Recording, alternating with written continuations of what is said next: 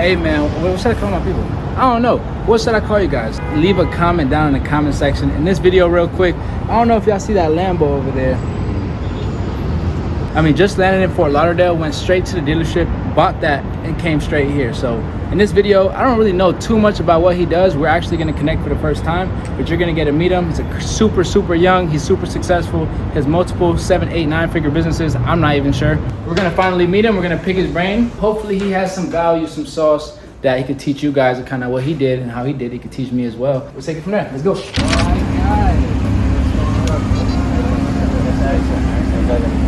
I know. Yeah, that's pretty crazy. I went from hotel to hotel. Yeah? Bro, I didn't even book anything. I just came out here. I was telling him, he called me, he was like, yo, I just landed. I'm on the way to the dealership. But he plays GTA 5 in real life. For real. Real life. For real. All right, you guys, today I'm back at it once again. That's like corny YouTube. Back at it once again with my boys. My name is Axel. This is my brother Sergey. Where are you guys from originally? Serbia. Okay. Yep. So me and him are born here. Not here, but in Wisconsin. Yeah, in Wisconsin, of course, but here in the States. Coming back going from Serbia to here, it was like a huge blow. They were extremely well off down there in Serbia.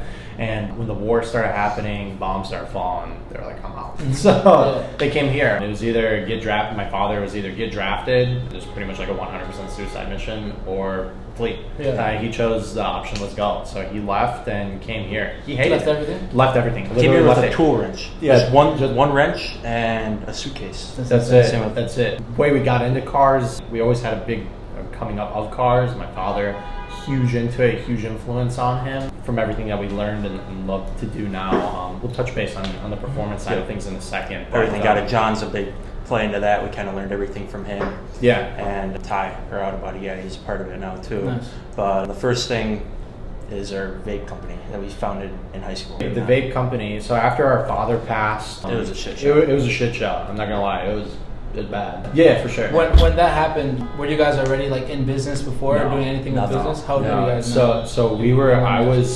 16 when that happened, and Sergey was even younger. Yeah. Our father grew us up because he went through it, right? They started below zero. My mom and my dad, shout out to them, huge influence on them. They came from nothing. They started from actually below zero. So my father's father kind of screwed him over into a property, signed over almost like $500,000 in debt. Crazy story. So it was below the line. Yeah, it was below. So it was below nothing, and then he grinded. It was constant. Moving cars, working hard. He ended up getting an engineering degree through Pierce Manufacturing, and then he did really well until his last days with us. Kind of moving on from that, once that happened, it was like, dude, we got to figure something out. You know, like.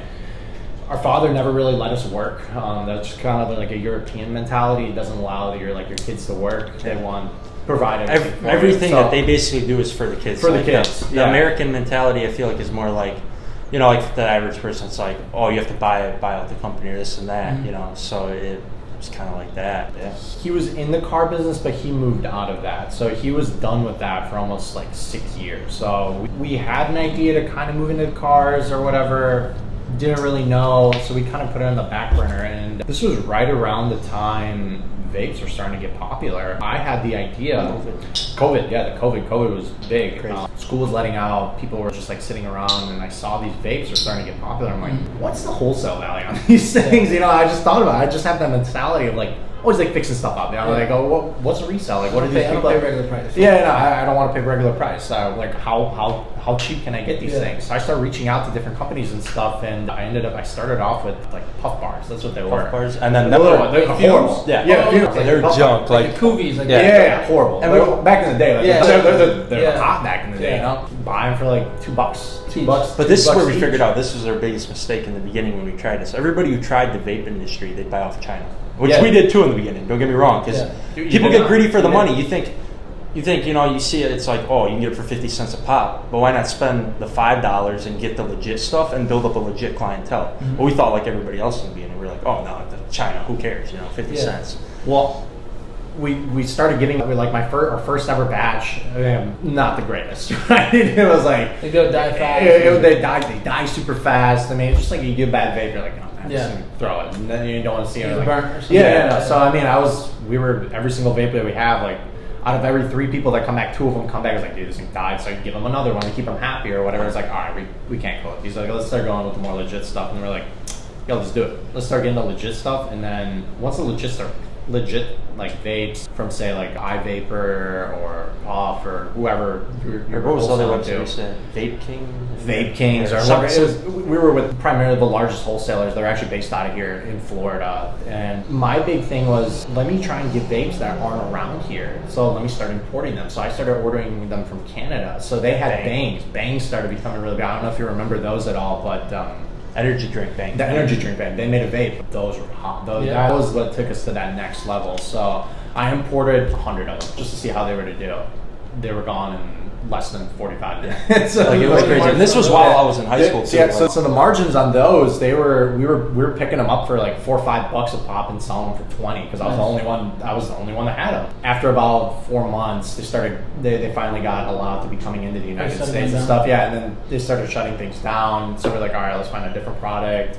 Then we started with more of the smokes. Mods. You kind of got into everything. Kind of diversified our selection that we had. So we had the great disposables to the OG guys that just wanted the smokes. We found like for the money, the smokes are great. Like you get like a one-time buy from them, but then you lower your profit margins by selling those because like those people, they'll buy 1 bottle of juice for say $15. That'll last them like a month. Mm-hmm. You're not getting sales from that month. So we thought about it. We're like, let's cut those and let's go back to like just purely disposables. Mm-hmm.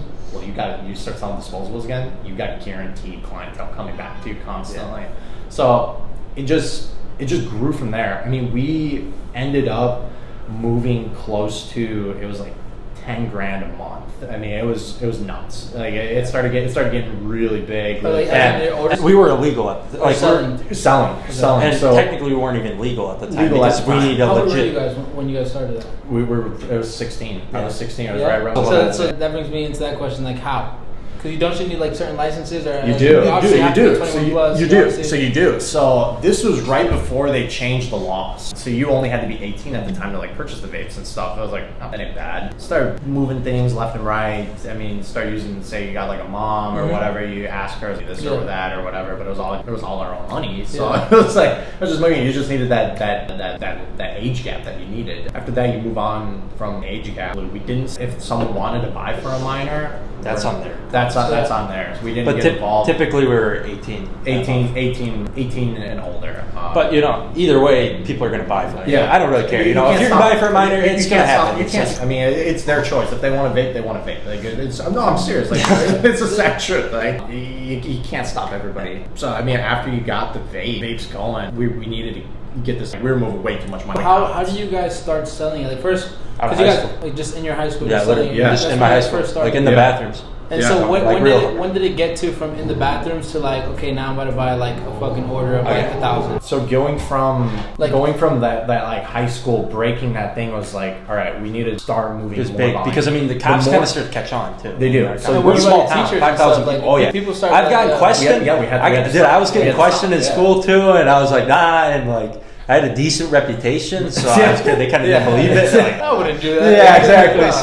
But I was just every day. And from there, the biggest thing that helped us get out of that high school thing was we'd literally go to gas stations and vape shops and be like, I can get you a better price. That was our big thing. We started picking up local little gas around this thing. Like they were buying them, they were getting ripped off by the larger company because they didn't have the relationships that we had. Because I was loyal to like my distributors that I was buying from. I was constantly bringing business. They're like, yeah, let's say you order X amount, you get this much off, and there and saw like volume. Let's just let's satisfy them. Like what comes around goes around, and they enjoyed that. Kind of, we saved up every single last penny we had. Let's do it. Let's go for the mother load. Let's order that like 2,000 go. Yeah. And there, like it just kept rolling. It just kept going more. And how fast did you guys sell? Like, dude, it was bad. Dude, people were driving from like. I'm not gonna say what towns over us, but people would drive like truckloads, dude. Like they come by and it started looking sketch. But how come though? Because they could get vapes. Because they could get it for a better price. We had the best prices out of everybody. No one could compete with our prices. Where everyone messed up doing this was they'd buy the Chinese. They buy the Chinese vapes. We'd buy the legit stuff. Spend the extra. We'd take the less profit, but we'd move more volume. And how do you guys build those relationships with those manufacturers, and how do you find them? Talking to them. You can't be afraid. Speaking to them. You can't be afraid. You got to come on with balls on the table, right? You come into the, you go in. I was like, dude, this is what I want to do. You pulled up to the location, or you like emailed? Pulled up to the location.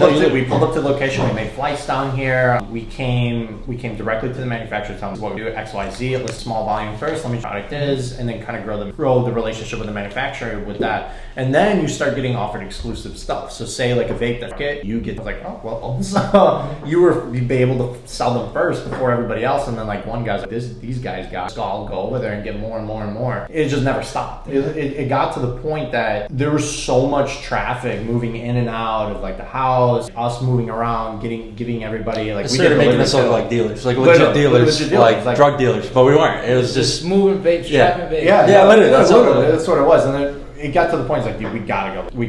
Let's apply for the paper. So I mean, it's been now like about a year and a half. It was like the age limit is still 18. I think I can apply. So let's apply for it. That was a whole. Yeah. So we had an investigator come to our house. Who was it? Tobacco, whoever the hell. They're not gonna say names. Yeah, but cities and stuff. They'll come. So once you sign that paperwork that you're like a loan authorized dealer distributor, you sign your rights away from whatever location you set as your primary. They have to your house. It doesn't matter day, night, morning. They come on your door and say, "I want to see inventory." You have to open the door. So they can legally just walk in. Yeah. You're basically signing your house and saying they can walk in at any time. They think something's suspicious What would they be looking for? Say if I were to buy 1,000 of them and I only report like 500 of them, well, where's that extra 500 taxes on that? They're mostly after the tax. And when you go that legal way, you can't really sell to the public. So we got out of selling to everyone like around. We only started selling the manufacturers, legit vendors and stuff like vape shops, gas stations.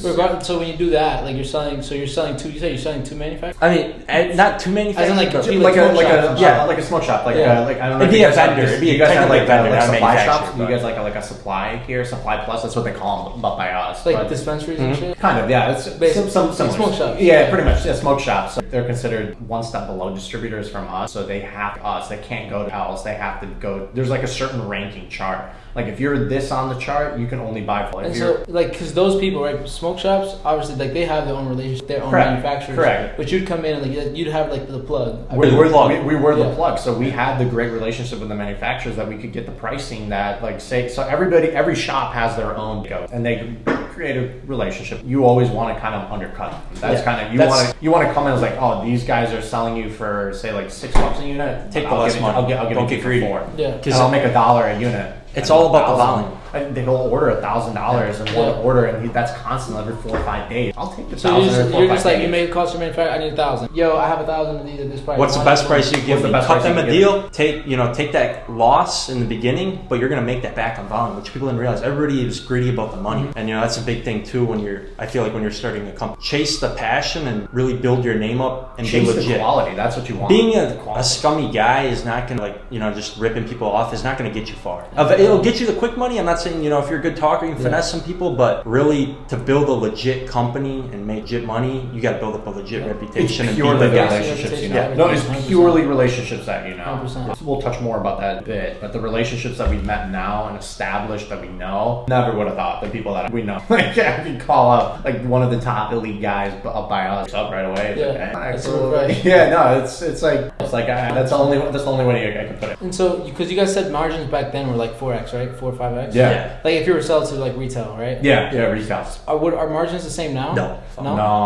So the only reason we got out of it, they started taxing vapes. It wasn't even profitable anymore. Yeah. The profit was gone essentially. So we were, instead of working for that like $1,000, we're working for like the deal. It's not worth it anymore, So we ended up forfeiting. Like we'll get out when we're ahead. We're not gonna start taking losses because you always got to account for whatever, because you got to deal with per bag, getting a refund, restocking that shelf. Say if you had like a bad batch of product, you got to reach back out to tell them. But up front, you got to give them so you cover that expense. It's like you have to have money to play. That's kind of the best way to. Yeah. So in that sense, there's probably different ways of doing it nowadays. We did this no. So I mean, I don't know details now. I know a lot. When I was doing it, I know things have changed. Tax laws, regulations. Yeah, I can't really tell you the details on that because I'm not educated in that. But I'm just telling you the past. And you guys said COVID helped you guys? Oh yeah, dude. Everybody was stuck inside. Everybody was sitting outside. What else can you do? Inside. You vape. The vapes, that's when it really took off, was during COVID. That was the best thing. Like, people realize, like, during COVID, they're like, oh, it's the worst thing ever, you can make money. That's when the most people became millionaires. Yeah. It was around. Yeah, it was around. Just stocks in general, like, a bunch of, for example, plane stocks. Go look at Boeing and shut down. A bunch of people bought in the big whales and became millionaires overnight.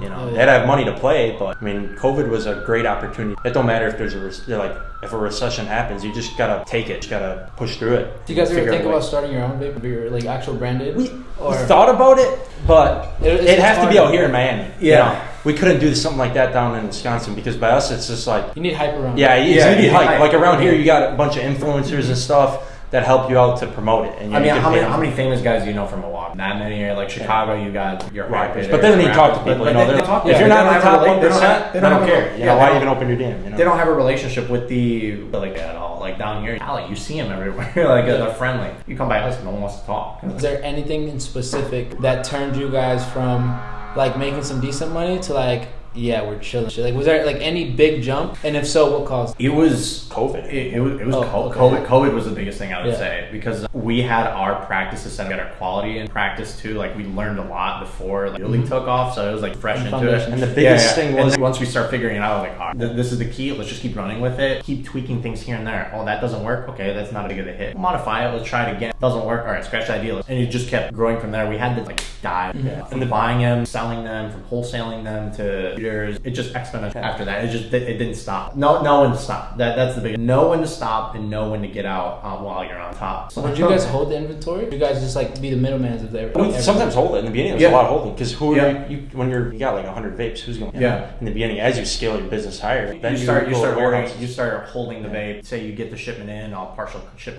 And I think another thing, the biggest thing that kind of helped, we say a lot of people when they see a little bit of money coming, they go and blow it. Like on designer, they're this guy, that guy. Don't do that until you really have a good passive income coming and like you're solid, like each month, steady, secure. Not just 1 month you jump up from 20 to 50 grand. And then you start spending. And then you start blowing money and think you're the guy. Because it will end up hitting you. I mean, the entrepreneurship is not a level surf. It went from 10K. You know, like you can't. You got so much too. You can't control it. This thing's not like totally out of control, literally. And what do you guys, if you don't mind me asking, grow that company too? And what was your biggest like order?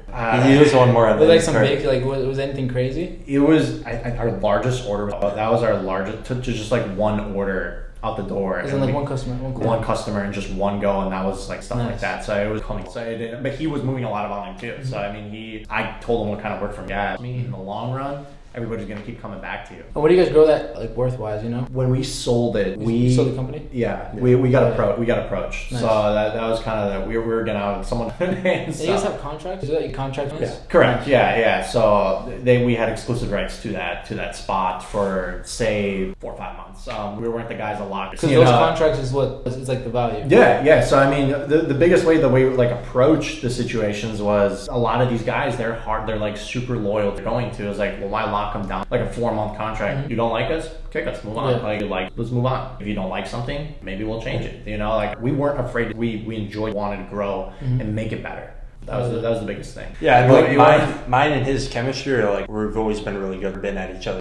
Click. Yeah. Like I'm sure there's a time though. You guys are brothers. Yeah. Oh yeah. No. We argue even to this day. Yeah, you know, like about certain stuff, like, oh, I could have done that better, and this, we'll get each other, but like mainly we're 100%. Like we'll argue, but we come to our senses. Like, how about we will learn from this? Yeah. How can we do it better? Let's try this, that, and then we move on from that. And then from that argument, it spews into something great, and it just keeps growing from there. How do you guys feel? Because a lot of people are like, you know, don't do business with your family. Me on the other hand too, like my brother, like I don't do business with him currently, but like we're definitely gonna do a lot in the future because like he's like an engineer and he's going like the safe route, and I took like the risky route. Yeah, and there's nothing wrong with that. There's 100% nothing wrong with that. I dropped out. I dropped out later down the road. I want to be a dentist. So that's how I started off. It just kind of grew from seeing like everybody going through the motions as like a half. I mentally couldn't take that, but I didn't drop out till I knew it was like hands. Now let's pursue it. A lot of people will drop out, have no plan, no backstretching to their thing, and just wing it. Well, they fail. 99%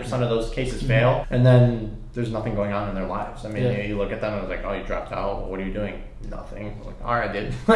Help me do something, dude. Have the motivation. Go do something. cannot hang around anybody without my same mentality. Yeah. I get No, mad. literally. I get mad. Bro. No, it does. It does. It pisses you off. It pisses. It's like, how do you think like that? It's like, you know, I mean, how does your head, like, how do you think like that? That's the big No, thing. Surround yourself with hustlers and legit entrepreneurs. No, like there's like my friend group. I can name like 5 people off the top of my head. There's nobody else. Like those are the 5 people. Yeah. People come and go. I don't accept them in my life. Yeah. I'm always nice. I'm never turned down a relationship or whatever. Yeah. But I'm not gonna like bring you into my personal circle and be 100%. telling you the nitty gritty. It's like, oh yeah, I've got my like 5 guys. He's got his own crew, but we all mesh really well together. But you want to surround yourself by like top dogs. Yeah. That's what you kind of want. You want people that aren't going to drag you down. Yeah. You know, you buy something and then you turn your back and they just start like talking shit on you. It's like, No. dude, like, come on, what are you going to do on that? Yeah, I think, but that's the thing though. Like people like that, I mean, they fuck themselves. Yeah. And I'm sure we all feel the same way. If someone Yeah. fucks us over, like I'll take it to the chin, but like, Yeah. you fucked up, so I'm no longer fucking with you. Yeah, no, that's 100%. why Yeah, we're yeah. real, you know. I mean, touching on the family thing that you said, a huge part of us was our mother. She supported us It's like the you're whole a team the whole Yeah. time. She's You're a team. She's Like a even team. even Yeah. up to this date, she runs all our finances. She runs all our all our stuff. So, I mean, finances. it's Like, huge. it's us 3. Like Yeah. we're just together. Hell yeah. That's all we had. Because before you guys sold it, were you guys already dabbling in something else, or what took you guys from that? Yeah, so what was the next venture? We were already kind of dabbling in real estate, buying houses, chunks of money into them, flipping them, selling them, renting them out, kind of doing it. But dude, we were As you were making money with the baby. yeah, as we were doing it, we were smartly investing it. We were doing smart investments with them. And the motel too. We renovate Yeah. stuff. Yeah. Bringing passive income on there too. Just always bringing in more passive income. Like it's not fully passive. No matter what you do, you still have to kind of manage. You still it. have to babysit something. Like at the end of the day, there's nothing that's 100% passive. You Yeah. know, unless you got robots running a Shopify account. I mean, Yeah. I mean, the route that we took, there was always something you have to look over. It's never easy. There's nothing easy to come by. Like if you want something great, it's not going to be easy. Like say you want a 6-pack, well, you got to work for it, bro. Like, yeah, you're not going to do it by going to the gym, not doing anything. Like I go to the gym, but are you putting in the work? No. Well, like, You gotta have discipline, you know. literally. And that's what I tell everybody. You know, motivation's not really a thing. You know, you'll have motivation some days, but it's like every day. You know, you got to get after it. You know, maybe you didn't do anything that day. You know, like you didn't accomplish much, but next day, hey, tomorrow's gonna be a better day, no matter what. Like, did you try and be a better version of yourself? No. Well, come on, like, come on, man, like, do something. 100%. And I have friends like that, and it's like they're no matter what I tell them, They're still gonna do the same thing. Still going to do the same Yeah. thing. And I mean, Yeah, it's they totally gotta want fine. to do it. They Yeah, don't want to. You can't teach them. Yeah, And I tell them the same. or they're just happy with how it Yeah. is. They're happy with waking up, going to work. That's a routine. Going to the gym and going back and doing their thing. They love it. And there's nothing wrong with that. Like if that's what you love doing, you enjoy it. Yeah, that's it. Oh, that's all. Yeah. That's all for it. That's all you. 100%. Like I'm not gonna tell you like, hey, don't go to your job. Well, so the real estate started before the cars. Correct. Correct. Which one do you want The to real, talk about? the real estate was kind of with the vape stuff, like I said. Yeah, we were dabbling into it while we were doing the it was vape kinda stuff, flipping little intertwined. houses. And do you guys stuff have like that. experience before, or you guys like learned from just doing Just it? learn from doing it. Learn from doing it. Yeah, definitely made mistakes on the way. Buying properties you shouldn't have. Getting inspections you need to get done that didn't get done. Got burned in the ass in the end of the day. Barely broke even on some of those deals and did go under on some deals. Yeah. But it's okay. We learned. We moved on. We kept the fantastic properties that were great money in and out. Those properties are paid off actually now, so there's nothing owing on them. A lot of people don't understand, like if you're gonna get like a rental unit, say you're gonna get like a 4-unit duplex, buy the thing, pay it off as aggressively as you can. Then you're not losing out on paying the bank that payment, that extra payment's coming into your pocket. Pay the thing off as fast as you can. Sure, if you're scaling and you want to grow your portfolio and going in and out of the bank, getting loans, taking equity out of homes, 100%, there's great money into that, but you need so many properties to get to that level that you're comfortably sitting in a Rolls Royce. You know, like you need 200 plus properties to be And happy. like in today's day, like people say here all the it's time, so I want hard. to start in real estate. Like, no way. You can't. You gotta difficult. figure out a different niche to get into it. Because Like- them bigger wells are just gonna kill you. Like I'm not saying you can't do it. Yeah. I'm sure it's there's people that have done it, doable. but it's very hard. You're saying to get into real estate now? Yeah, you have to. There's always a bigger shark than you. So say if you're like you're going to go bid on like a 6-unit or a 7-unit or whatever. There's a guy with like 70 million in his bank. Yeah, account. he's That's not not a shit. He Yeah. doesn't No, care. a couple He just hundred. wants- He's looking for a He write-off. just cares of a small ROI too. Yeah, he's looking for a write-off. So Yeah. he's okay with paying like 2-3 million over asking prices. Like, well, How can you how do you compete with those guys? You know, unless I go pull out even more. Well, then I'm struggling. Well, then that's taking all the profit from this section that I just paid off. How do I move on to the next one? I was like, well, you know. What was your guys' like niche? What were you guys focused on? Just fixing and flipping, or renting everything? Fixing, flipping, fixing and flipping, but fixing and flipping. But the properties that we saw like huge potential in, we were like, all right, let's hold on to them. Like we saw it had tenants. Let's make those tenants even happier by throwing some money into it. Like say they had a problem, hey, let's fix it for them. Like you know, like we weren't afraid to throw money at it. Like say like, oh, like let's redo the hallways, let's redo the rooms that they're even in, or not rooms, but like little apartments that they were in. They're happy, dude. And then that creates loyalty to them. Obviously, you have your ups and downs with tenants. There's always, it's never going to be a smooth road with them. There's always new people coming in and out 24/7. Do your background checks on people. If you're getting into it, that's the biggest thing. Look at, I mean, you'll sit on we had a prime example. We just had a property sit vacant for almost like a month and a half. Because the people were just like horrible coming in. I'm not going to deal with like they get stuck there, and then they get stuck there. Then you have to deal with eviction notices, court fees, kicking them out. Like it's just like a whole nightmare. Wait for like a good background report. It'll come, and that's exactly what happens every single time. Yeah, you'll get like 200, 300 bids on like a place, or like I want to come out and check the place out. All right, come check it out. Let me see. Let me run your background, and it's just horrible. Like evictions. I don't want to deal with that. Like. We set ourselves up smart that was like worry free, almost like a worry free tenant. That's kind of that's the ideal perfect world. What's the first off? Okay, boom. You guys are, say your ages again. 19, 22. So 19 and 22, doing what the fuck you guys are doing, right? You guys are fucking crushing it.